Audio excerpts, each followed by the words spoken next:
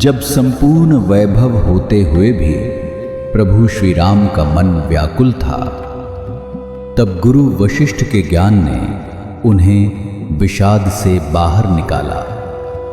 सुनिए बकुल जी की वाणी में।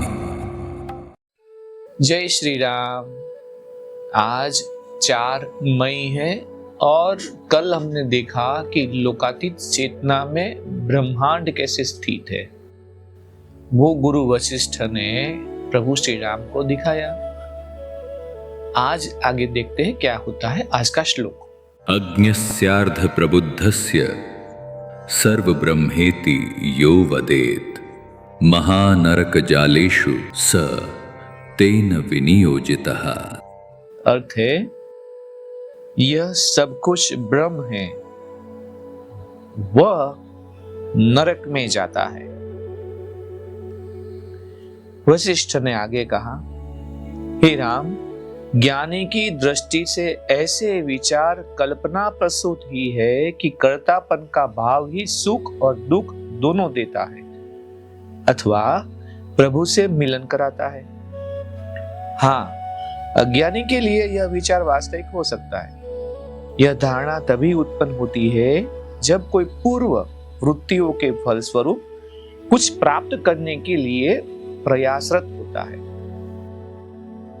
तब परिणाम या फल का श्रेय अपने को दिया जाता है और फिर फल के भोक्ता ही धारणा उत्पन्न होती है। सच्चाई यह है कि एक ही धारणा के ये दोनों पक्ष हैं। इस संसार में बर्ताव करते हुए भी ज्ञानी व्यक्ति की रुचि इन कार्यों के फल में नहीं होती।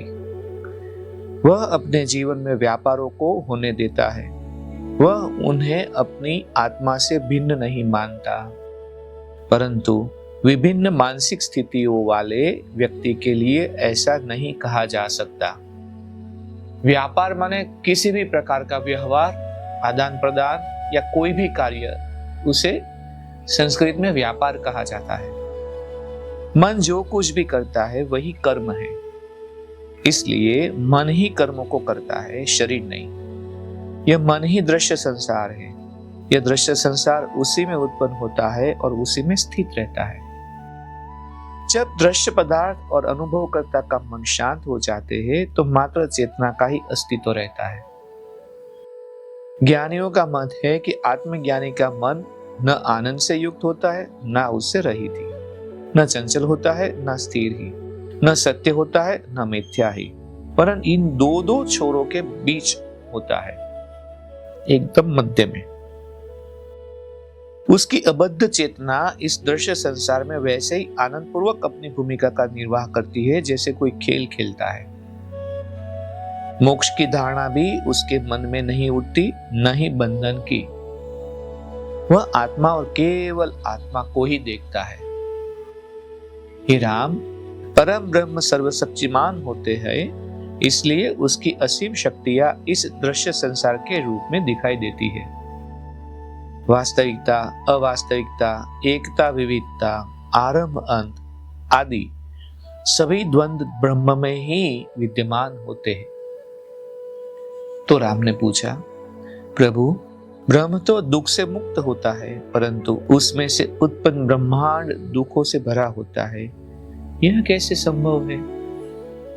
तो वाल्मीकि ने कहा, तब यह प्रश्न सुनकर वशिष्ठ ने कुछ क्षण चिंतन करने के बाद कहा, निश्चय ही राम की समझ तीव्र नहीं।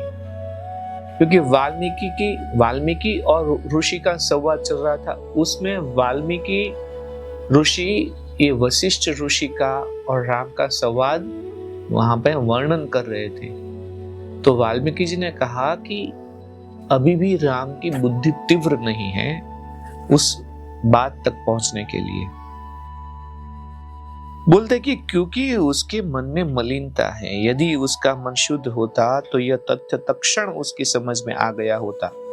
अतः कहा गया है कि जो किसी अज्ञानी या अर्धजागृत व्यक्ति को बताता है कि यह सब कुछ ब्रह्म है, वह नरक में जाता है। इसलिए ज्ञानी गुरु पहले अपने शिष्य को संयत और शांत होने के लिए उत्साहित करता है, तब शिष्य की सही ढंग से परीक्षा की जाती है और इसके उपरांत उसे सत्य का ज्ञान कराया जाता है।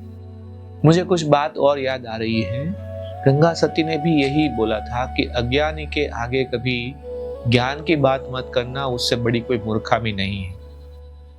संत कबीर ने भी यही कहा और आज वाल्मीकि जी ये बात कर रहे हैं। प्रभु श्री राम को लेके भी ये बात कर ले कि क्योंकि वो प्रभु श्री राम को ऐसा बोलते कि वो अज्ञानी है, उनकी बुद्धि अभी तीव्र नहीं हुई। वशिष्ठ ने कहा, ब्रह्म दुखों से मुक्त है या नहीं, इस जानकारी का पता तुम स्वयं लगाओगे या फिर आगे चलकर इसे समझने में मैं तुम्हारी सहायता करूंगा। और इस बात के साथ आज इस मणिके को विराम करते हैं। कल देखते हैं आगे क्या होता है। तब तक के लिए जय श्री राम। इस ज्ञान यात्रा में हमारे साथ बने रहने के लिए चैनल को सब्सक्राइब करें और बेल आइकॉन दबाएं।